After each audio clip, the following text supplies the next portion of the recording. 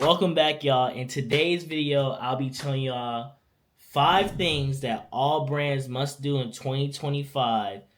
Whether you're just starting out, whether you're already established, and if you're established, you might be doing some of these things. If not, take notes. And these are just 5 things you should be doing. But before we even get into the video, let's shout out the home team, Postscripts. Amen. Postscripts CEO personally reached out to me himself, emailed me, and told me he's rocking with all of our videos on Postscripts, and that meant so much to me because I started YouTube based off of just Shaq telling me like, "Yo, do YouTube," and I'm like, "All right, bet," and I started doing YouTube.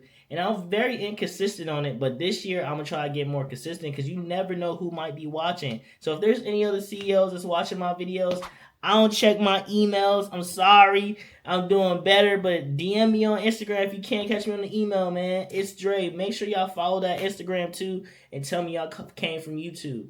But look, 5 things all brands must be doing in 2025.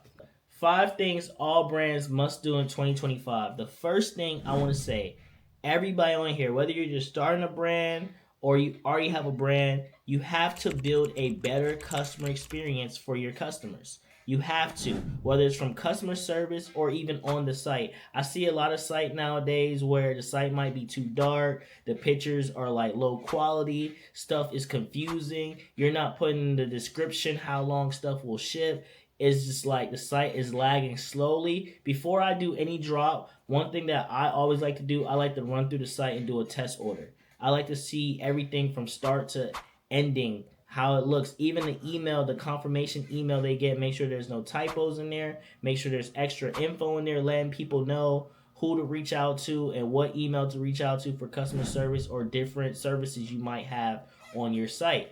But also with the customer experience, we have like the customer service experience, we have to do a better job, me included, of reaching out to customers before there's an issue. We have to be proactive and not reactive.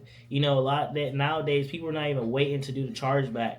4 days in, they're assumed they're being scammed. So like that's all with building a better customer experience, like having FAQs, by being proactive, not reactive. All these things will help build a better customer experience, and that's number one thing that I don't care if you just started out or you've been in business for 10 years. It's always room to grow and building out a better experience for your customers. Number 2, guys. When I first started out, everybody was just doing the on the ground shots. Now it's TikTok and video. So number 2, leveraging vertical videos for marketing. The days of just posting a picture on the ground, I'm not going to say is dead or over, but they're on the way out. You have to do a little bit more to acquire customers, because everybody is fending for attention of your customer, not just you. Everybody's your competition. I like to think even when I go out, I'm competing with Walmart, Target. I'm competing with everybody. Everybody's your competition. I see what they're doing and I'm adapting. So even if you go on some of these bigger brands and watch what they're doing, a lot of people are leveraging vertical videos, not just on TikTok, on Reels, on even some of the ads that you may see are vertical videos from YouTube.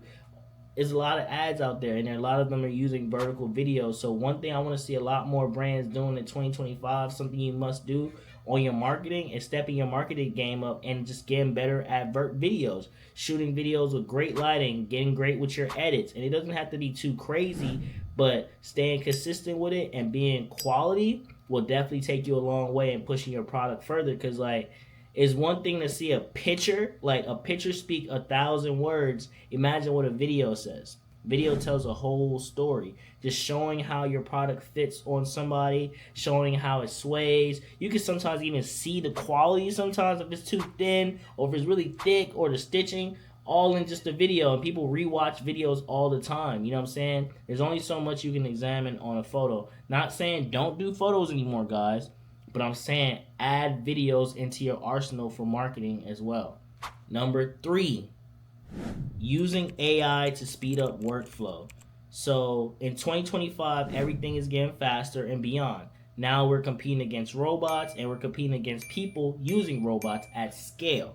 So using AI for simple things is like your captions. Using AI, I see a lot of people do this. I'm not going to do this ever, but a lot of people use AI for their customer service.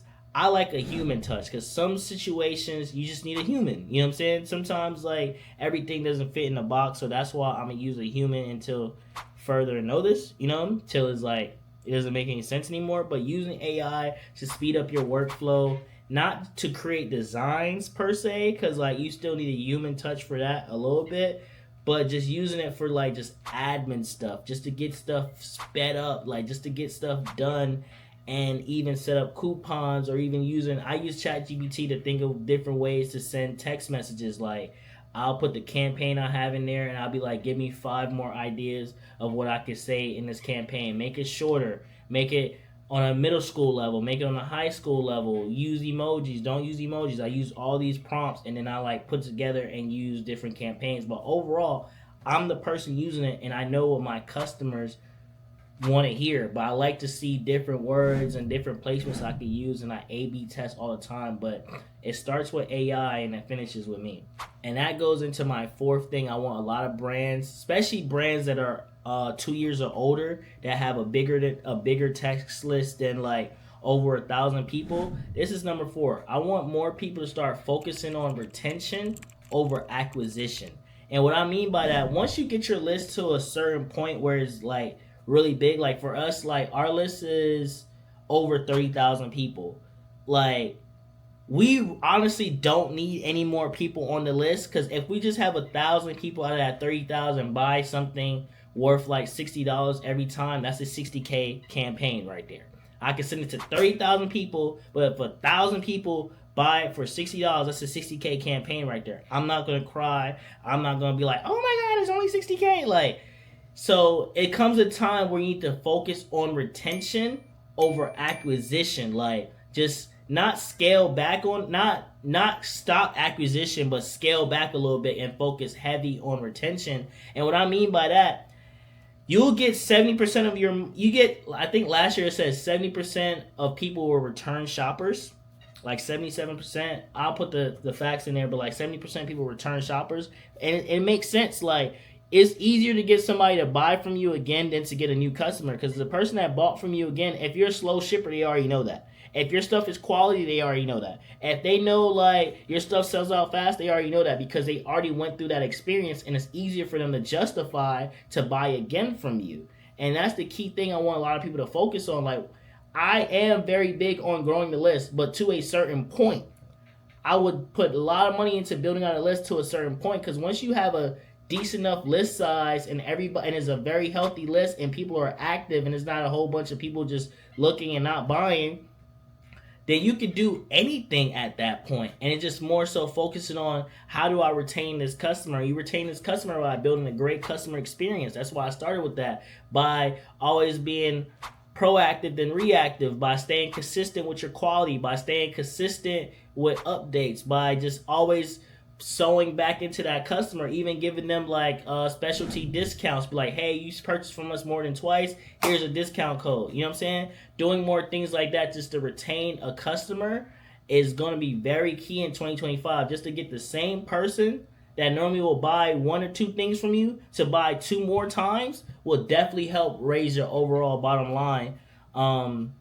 And that's really key. Like, I want a lot of people to focus on, because a lot of people are just so like, oh, they already bought from me again before, let me go get some new customers. I need some new customers. I need some new eyes. When the same person that's already shopping from you honestly could be your marketing tool, because like more people, if somebody recommend you, you're more likely to buy from that person. Somebody be like, hey, they got good stuff over there. You're more than likely to buy from them. And if you already get them on your list, they're more than likely to come back if they already had a positive experience the first time. And that's the key thing. We want to make sure more positive experiences with your brand than negative experiences with your brand. Because when you have a positive experience with your brand, people never forget that. When they have a negative experience with your brand, people never forget that. So it's key to make sure they have more positive experiences with your brand. And this is my 5th thing. And this is more towards the new brand owners or even the seasoned brand owners. Plan your drops far in advance. Like, I know a lot of people are living month to month for like 30-day to 30-day, 45-day to 45-day, one drop to the next drop. But it's nothing wrong with planning your drops out. And if you have a hard time planning your drops out, this is where it comes in key for people that have established brands already. Get your customers involved. There's nothing wrong with getting your customers involved. I'm gonna give you all a little trick that I do. I didn't come up with this. I'm pretty sure somebody else came up with it, but I love doing it. I like to go down the list. I go on Shopify and I see who my top 50 customers are, right? And it's by like order value, average order value, not average order value, lifetime value. And I call some of them up. Not everybody picks up. I call them up and I use a burner number, because a lot of people call back. But I call some of them up and I just ask them what they like about my brand, what item they like, what they didn't like. And I'm more so focused on what they didn't like so I can do better. Because those people are going to tell me the honest truth. And these are some people that are spending thousands and thousands of dollars with us. So I definitely want to hear their opinion. And it helps me plan out next drops. I'm like, oh, next year I kind of want to see this. Like, last summer y'all did this. I think y'all should bring this back, but like this. And I really just build on that. And it helps me plan and works with that. And finally, I got a last tidbit for y'all. Number 6, a little bonus. I want everybody, man. 2025, new brand, old brand, seasoned brand, whatever. Learn how to pivot. I can't stress this enough. Learn how to pivot. Like, we are living in times that our parents can't even define for us. Their wisdom is great, but we're in a new age. AI is here. Increased prices is here. Higher than ever inflation is here. Like, all these things are here, and you have to learn how to pivot even day by day, week by week. Like, for instance, for us, manufacturing costs is getting higher and higher. The shipping cost is almost the same price as the manufacturing cost these days. My pivot is I'm going to China and I'm figuring out. I'm going to China soon, so expect a vlog on that, and I'm figuring out. That's my pivot. Even our other pivot, we're doing more stuff domestic. We're doing more printables instead of cut and sew domestically, and we're working on with that and working on the price points and getting stuff done. So we're definitely pivoting.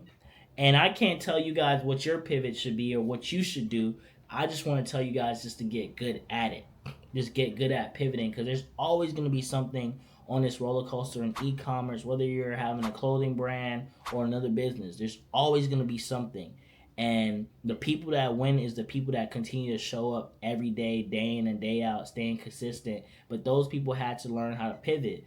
One day everything will be going great, the next day it won't. But you have to learn how to pivot and work with those flows. It's always going to be something to figure out. But it's really benefiting when you come out on top and like, yo, I figured that out. I didn't let that finish me. I didn't let that end me. Even if you had to take a 2 days back, a week back. I know a lot of people tell me like, yo, Dre, I did my drop. It didn't work out. I took 2 months off and I'm back. I appreciate that. I'm not mad at those 2 months you took off. Like, everybody is moving at their own pace and their own speed. Like, you know what I'm saying? Like, there's no good or bad thing unless you compare it to something else. You know what I'm saying? So that's why comparison is the thief of joy. That's why I want everybody just to run on their own pace and learn how to pivot. But make sure you're learning in those mistakes. Make sure you're learning in those 2 months or whatever year that you took off and coming back at it and attacking it. Make sure you're really learning, guys. You know what I'm saying?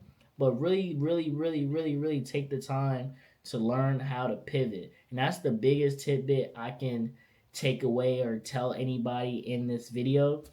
And I know a lot of people be out watching my videos and saying like, yo, Dre, like, what is your brand? I want to support you. Like, I watch your videos. I feel like I got so much value out of it. I want to support you. And what I want to say, guys, like, I appreciate that, but there's a reason why I don't purposely put my brand down in the bio or anything like that, is because like I'm not doing this for support. Like, I don't have a course. I don't have nothing you can buy from me. I'm doing this solely for the love. And a lot of people might, oh, he's getting a lot of money off of YouTube. I'll show you my YouTube checks. It's not paying any of my bills.